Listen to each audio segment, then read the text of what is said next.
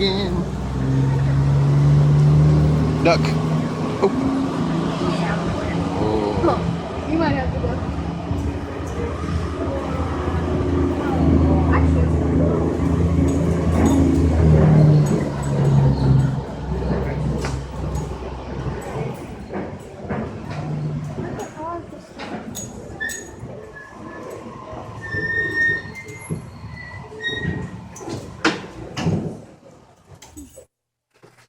All right, guys. You may have noticed my associate Marcy up the hill here. If we could all give her our attention really quickly. Well, good morning, everyone. I'm going to be taking your picture today, so when I count to 3. Cool. Get ready to duck. All right, guys. Right here. Watch your heads.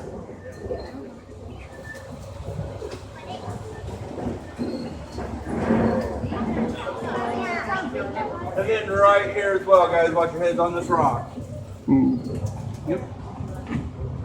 So it opens up quite a bit bigger up here as well.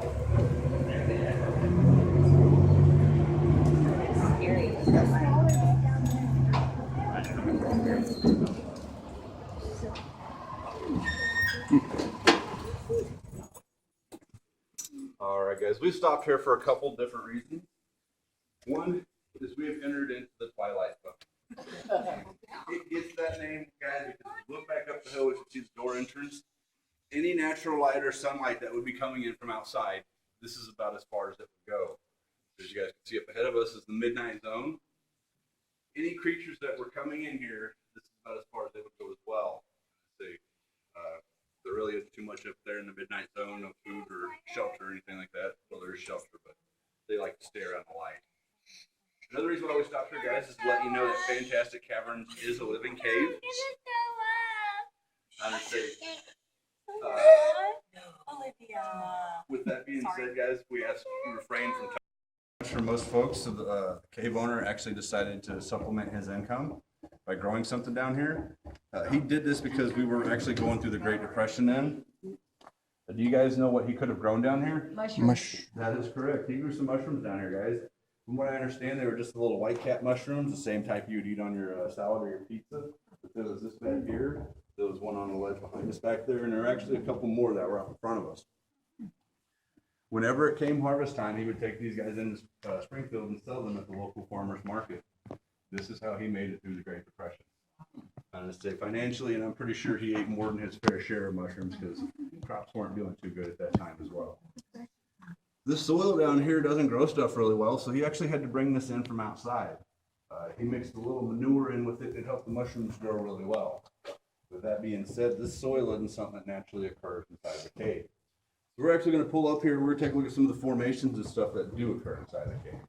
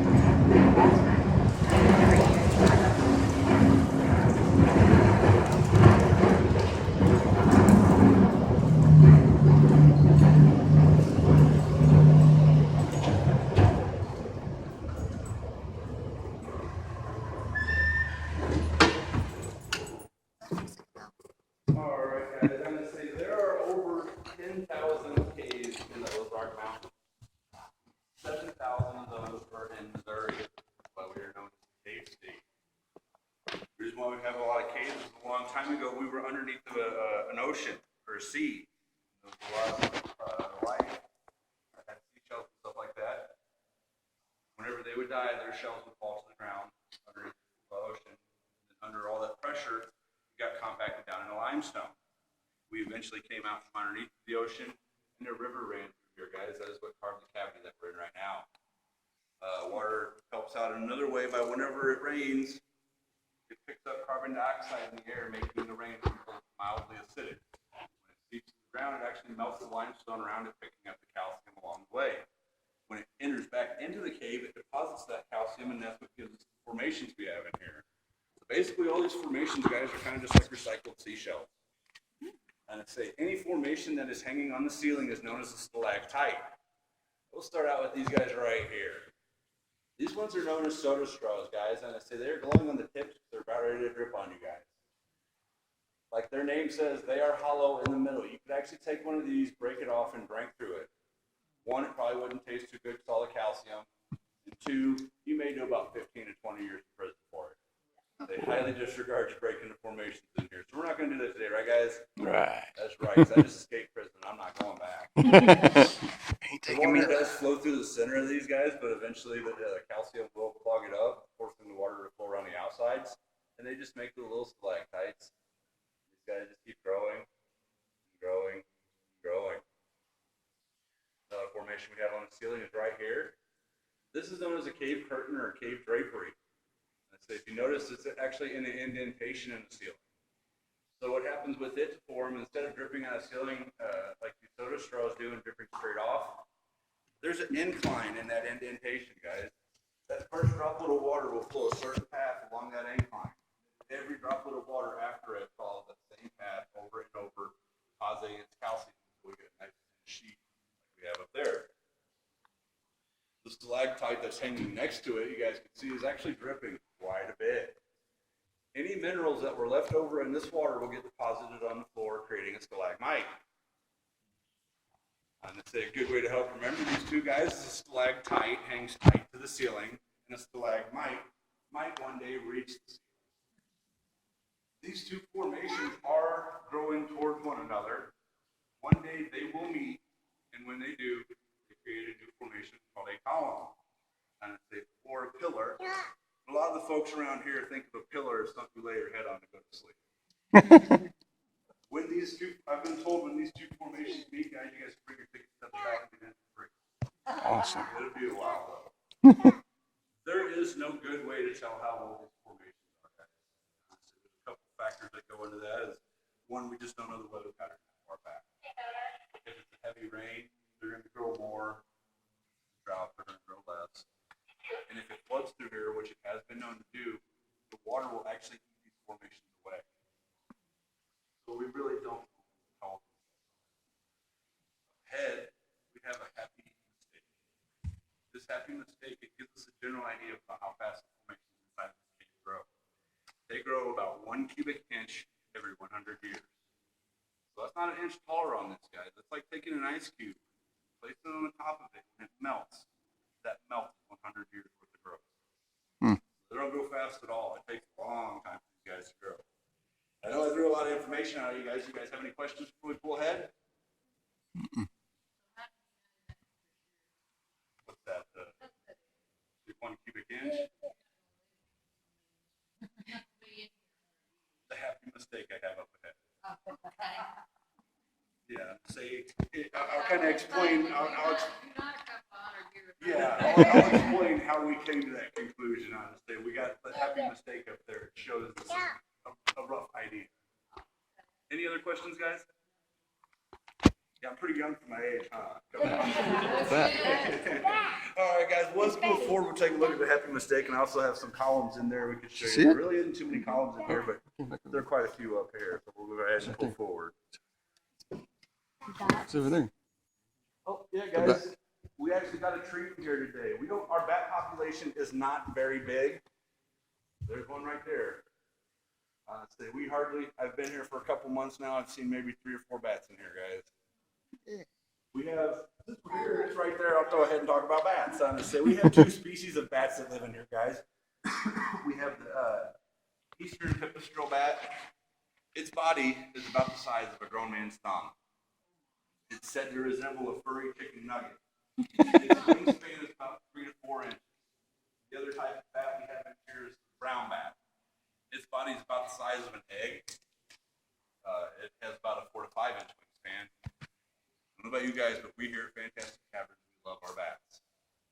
The reason for that is the bats eat the things that eat us. An average bat eats about 800 to 1,000 mosquitoes per hour. We love our bats. So you guys aren't going to get bit by mosquitoes in here. We got that guy over there patrolling. Yeah. So let's go ahead, we'll pull forward, we'll take a look at that happy mistake. Oh, there he goes.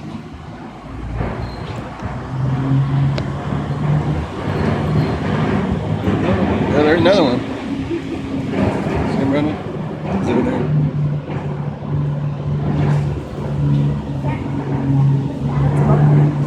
Yeah.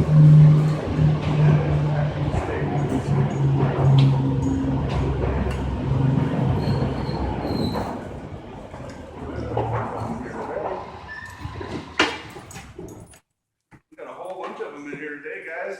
I would say probably because normally there isn't a lot of water in here, guys. I just say since I've been here that we're gonna cross over a couple of sinkholes. They're usually dry out. There's actually just a little bit of water flowing through, and that's usually where they roost at. So it's possibly why that. But over here, guys, this one in the orange light, this is an example of a pillar or a column. This up here is as well. This is just some drapery that has turned into a column. My personal favorite, the one that I have to refrain from touching, you guys can barely see the base of it there. There's a really cool white one on the other side of this drapery here. That's my favorite. Here's some flow stone up in the corner here. But while we're here, guys, does anything look a little out of place? Yeah, that's all right there. This pipe on it, this is well casing, guys. It should be solid black, but it has been calcified over. What happened here was in 1941, the landowner above us decided he wanted running water on his property. They came down here with the cave owner, they did a whole bunch of measuring. They went up top, did a whole bunch of measuring. You guys can see they're about 5 or 6 feet.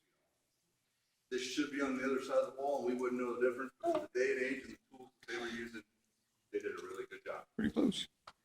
Right now, guys, we are 90 feet below the surface. We haven't went down any, we just went to the side of the hill. Instead of bringing this pipe back up and having a big hole in the ceiling, they decided to go ahead and go through with it. It actually goes down about another 50 feet to the lower cave system. It did draw water up until about 30 years ago before house above burned down.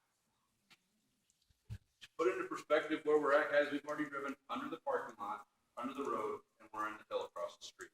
If you guys take the very last exit away from the visitor center, there's a wooden fence across the street. Green box behind it. That's what this guy comes out. But this is what I was referring to as the happy mistake. We jokingly call this the stalagmite. But here all night, guys. I'm gonna say the reason it's a happy mistake is if we look up here at the top, this is some cave drapery that's starting to form. We know that this stuff is 75 years old. We've gotten up there and measured it, and it is 3/4 of an inch long.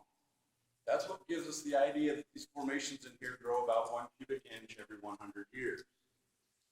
And it's that stuff that's hanging down from it, guys, those are actually calcified tree roots that are 90 feet below the surface. Oh, cool. But it's Tree root?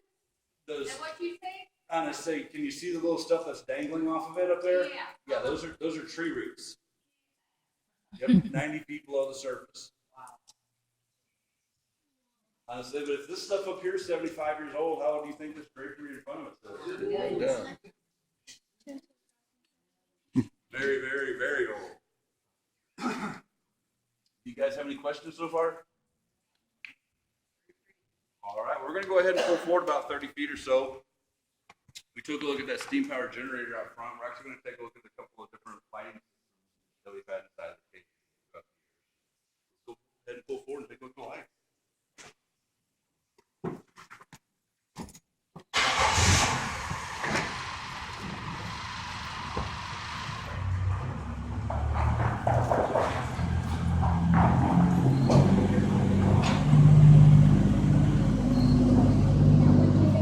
Oh, yeah, look at that.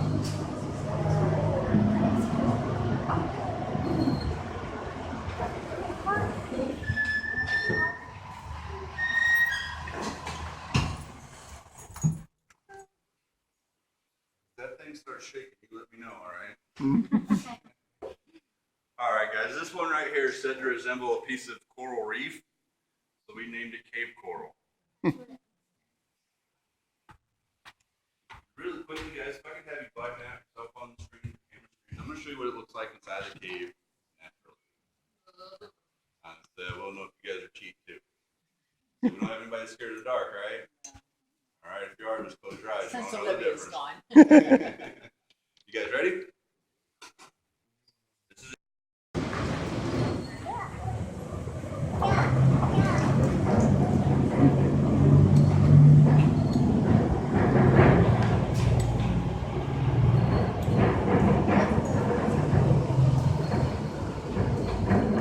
All right, guys, this is the first thing. Like I said, it's about 30 feet down, and we will get back by it for you folks on the passenger side.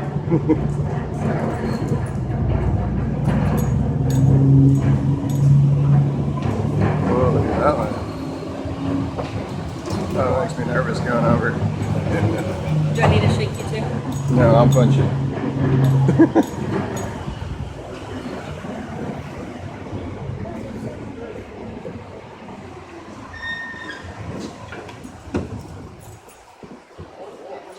All right, you folks on the passenger side are more than welcome to stand up and take a look. That is actually the lower cave system we have here, guys. There's about a half a mile of cave up here. There's about 4 miles of cave down there. We get our water over here from the Springfield Airport. It's about 3.5 miles away. There's a series of sinkholes out there. That is where we get our water from. It exits out over here on this side. I'd say up at the visitor center, guys, there's a hiking trail, about 20-minute hike or so. It'll take you down to the Little Sock River at the Indian Spring where it exits out at. I did mention it does flood down here. Well, this is where it starts out at. The day after Christmas, we had 13 inches of rain overnight. Water level is right about here, guys. Wow. This flooded all the way back out to the mushroom bed. There was about a week to where we couldn't give tours through here. It took about another 2 months for the water to drain out of here. There is a group from Springfield. What's that? One more time. I can't hear you over the... I tell you, you can drink that water out of that? I wouldn't. I'd say there's probably some microbes or something that will probably make it really sick. I'd say it probably has been filtered pretty good, but I still wouldn't. Get your last straw. I'd say there is a group from Springfield, guys, that comes out here and does do a little exploring of the lower cave along with some of the more adventurous tour guides. When we go in there, guys, we take off on this side, crawling that way on our belly for an hour and a half until we reach the first room. Maybe not. They've named this first room Paradise Room. It is not because there are any fancy formations in it. It is because it feels like paradise to stand up after an hour and a half of crawling on your belly. Yeah. That is the only turnaround spot. If you decided halfway in you weren't going, you're crawling out backwards. Yeah, it's a tight squeeze down there. We're really going down Yeah, people. No, we're not. No, some people have, and some of the tour guides have. there? Yeah. Sign up for that. I would say, but that's an hour and a half in and an hour and a half out, guys. I will pass. I just say they go down there to do a little exploring and to check on some of the animals we have here, guys. We have the cave fish, the cave crawfish, and the cave salamander. And so we have pictures of them all up in the visitor center. The crawfish and the fish are albino and blind. And I said they do not need pigment in their skin because they will never see daylight in their entire life. The fish is actually a little translucent. You can hold a flashlight up to it and see its heart inside of it. Whoa. A lot of people wonder if they're blind, how do they eat? Well, their skin is semi-permeable, which means they absorb the nutrients they need through their skin based on the environment that they're in. So right now they're getting a buffet down there. Also, like I said, the bats usually live down there, but seeing how it's flooding down there, that's probably why we're seeing a little more of them up here in the cave. Do you guys have any questions? All right, we're going to go ahead and pull forward. We're almost at the very back of the cave. I got a clip for you guys to watch. It explains the history of the cave a little better. Now you guys can say you've been to a drive-in below the surface of the earth. Yes. Go ahead and pull forward.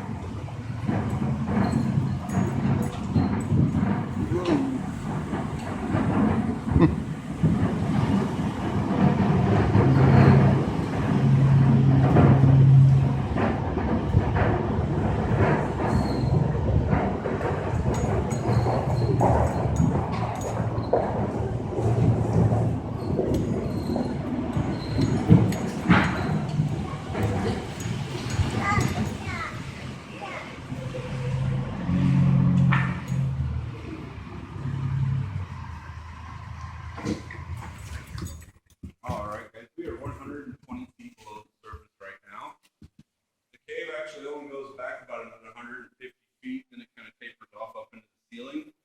The only formation we have back here, guys, is this one that's in the light. That is almost column.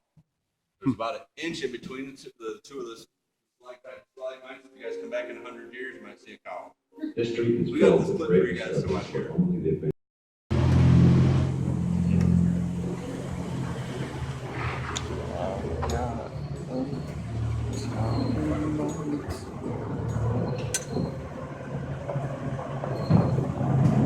That light bulb on.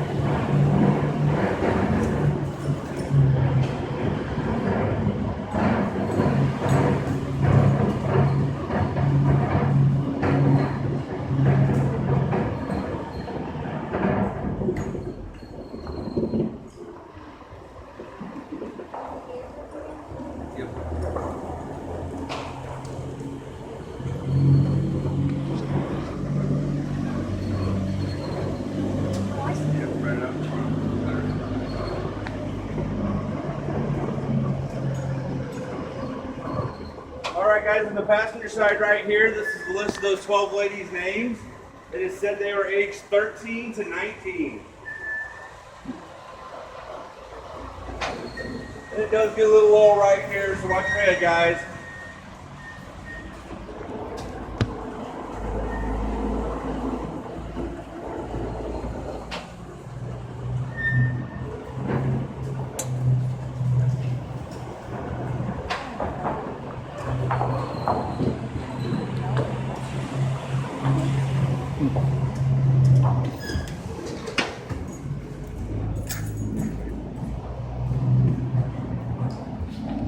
Alright guys, this is the stage in front of our own. Anybody been to Branson? Where is it? Yeah. You guys been there to see the Presleys? Well, this is where they did get their start at, guys. They said they were coming out here every Saturday performing. They were drawing in a crowd of about 700 people. Buck Owens actually holds the record in here. He had 750 people crammed in here. Wow. He was more of a special guest appearance. Presley's, they were doing this every weekend. They actually wanted to fit more people in here. I went to the cave owner and asked if they could do some expansion down here, but we're not doing any expanding of the cave anytime soon. They were a lot of luck. But the cave owner did actually win a piece of land down in Branson. This time Branson wasn't the showbiz town we know it is today. It was just the mall numbers up down there. So their first building was very modest. They did the elaborate thing we have, Presley's have today. Just a concrete slab, a wooden stage, and a metal building around it. Things didn't go good for the showbiz. They were just going to take that building and use it to store boats in it. Branson is lake town, so it kind of would have been a win-win. But there were a couple other artists that were moving down there at the time. They actually picked up on the showbiz, and Branson became the town we know it is today. Prior to that, guys, this is where the speakeasy was at. This is the bar we're right along the short space right here. There would have been some tables where the stage is at.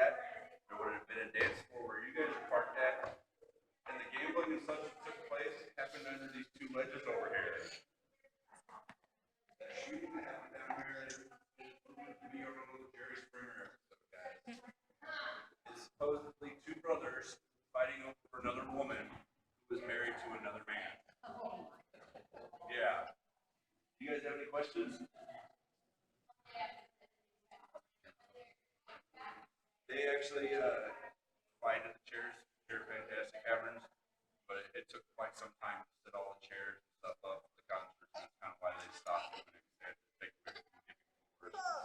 Obviously, there's probably some people in here that are the cave as well. That's it. You can watch a couple people, but 700 people, it's kind of hard to keep an eye on. Any other questions? All right, guys. I'm going to say this is the way it was. Car must have been the same one. Two roads that are we came in on one. We're actually going to go out on another split right there. Those two were put in. One that we came in on was put in the 60s when they started doing the drive-through tours. The one we're going to exit on, we put it in the 20s. The speakeasy became a little more popular. They needed a way to get the bar back here as well as supplies. Any other questions? All right. Well, normally by now, someone asks if these things have ever fell. Well, they haven't fell on me, so that's a good thing. The next room we're going to pull into, though, the ceiling has actually collapsed at one point in time. That's reassuring to hear while you're down here, right? Lovely. Well, it took place a long time ago, guys. Just kind of explain what happened. Let's go ahead and pull forward and take a look at that section.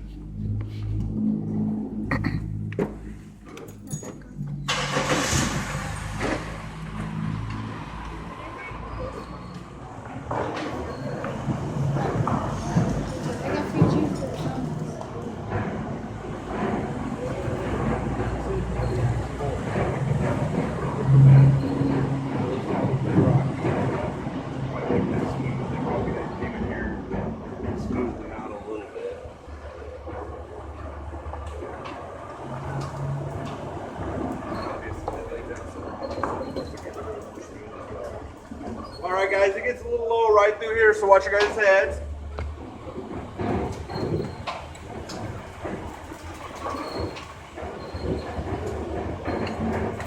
And then right through here again, it gets low. One more time, watch your guys' heads. Honk. Snakes are going up there. One formation looks like a bird is hiding in the water there. Looks like a saltpeter, so it looks back in there. Whoa. Yeah.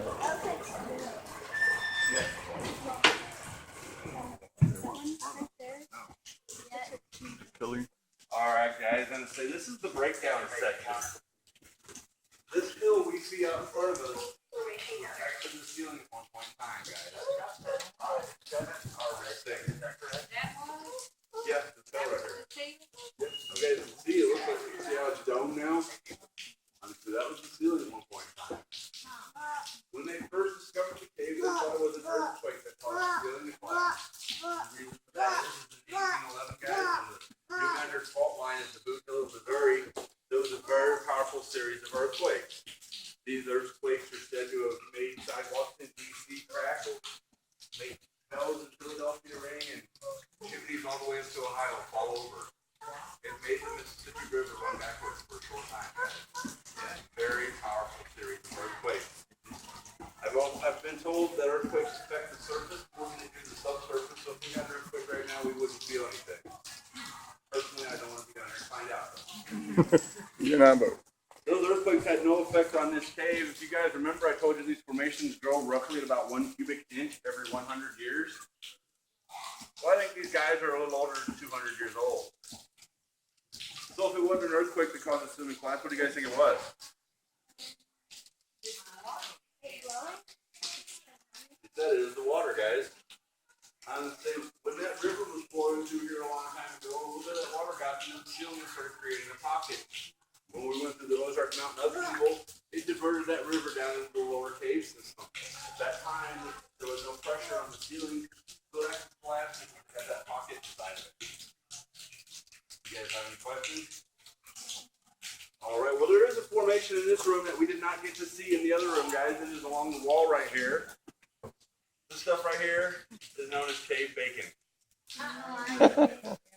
For you guys in the Jeep, I'll shine a light on the back of it. It looks a little more like bacon with the light on behind it.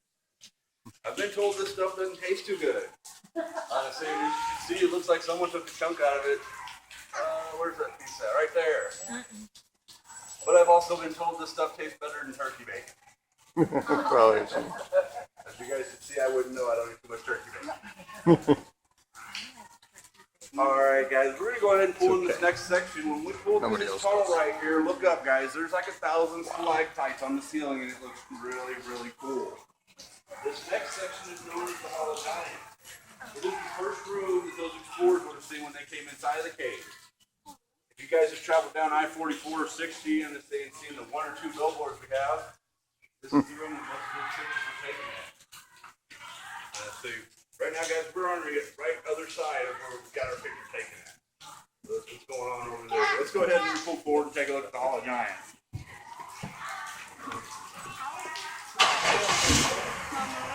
This right here, this was man-made. Honestly, they cut this out when they came and put the road in here. Whoa. Look at that.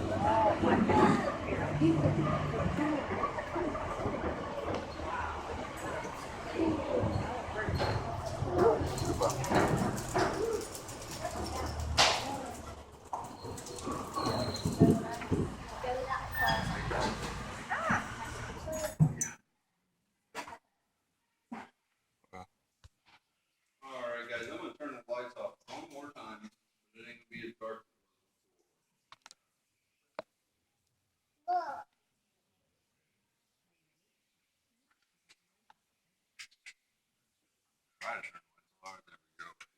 Alright guys, remember I told you those first caves it was 50 cents to get in, you're going to candle and let loose.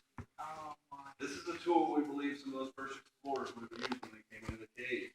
It is very simple guys, it's just a candle inside of a can. I've been told this is incandescent lighting. Brooms. The locals here call this an Ozark lantern. Honestly, I'm pretty sure you guys have been ripped on, right? Yeah. You'd be in a very tight spot if you were down here taking a tour and your candle got ripped on. Yeah. This can does a very good job of keeping your flame dry. Honestly, they're really in the breeze down here, but it does do a good job with the wind as well. I'm gonna go ahead and walk around this formation right here. I'm gonna show you guys kind of the path those original ladies would have taken when they came inside of the cave.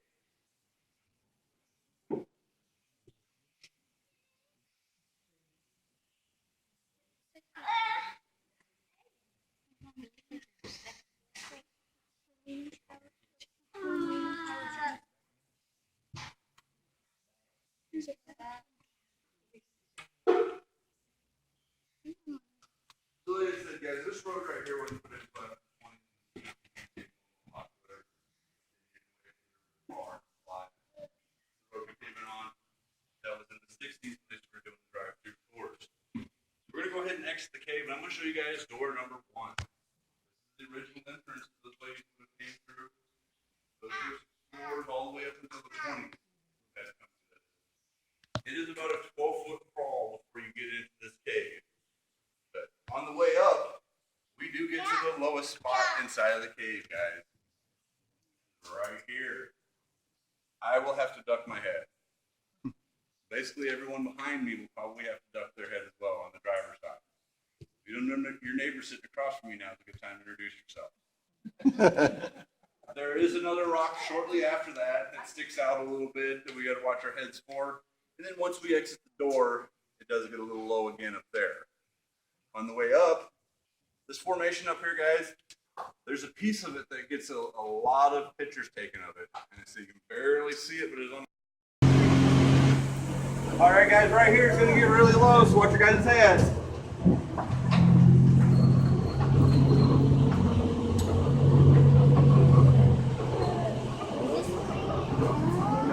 And then right here, guys, that is the Spinal Staircase on the far side right there where the light's at. Now watch your head right here, guys.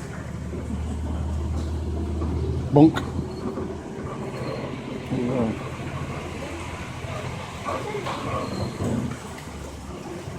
Looks like little people.